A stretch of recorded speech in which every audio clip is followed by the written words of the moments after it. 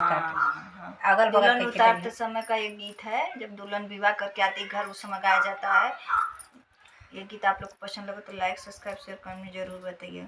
पापा के थुआ कहो, पापा के थुआ कैला पार बहुअर लेके आई गैला।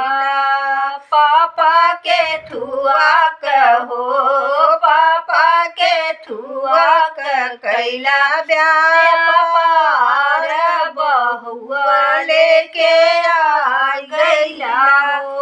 बेटी साड़िया कहो, बेटी चुंदरी कैली ब्याह पार बहुआ लेके आई गैली हो। बेटी चुंदरी कैली, बेटी चुंदरी कैली ब्याह पार बहुआ लेके आई गैली हो।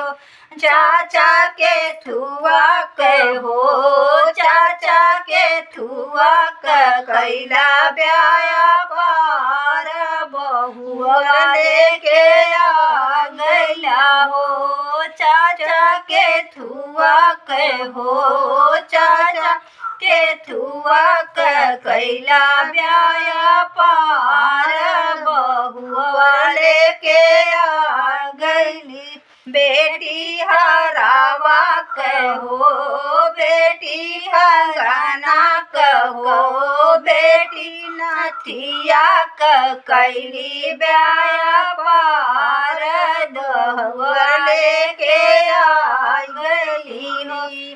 बेटी पहुआ कहो, बेटी नाथिया कैली ब्याह पार बहुआ लेके आ गई। भैया के थुआ कहो, भैया के थुआ कैला ब्याह पार बहुलहिया लेके आई गैया।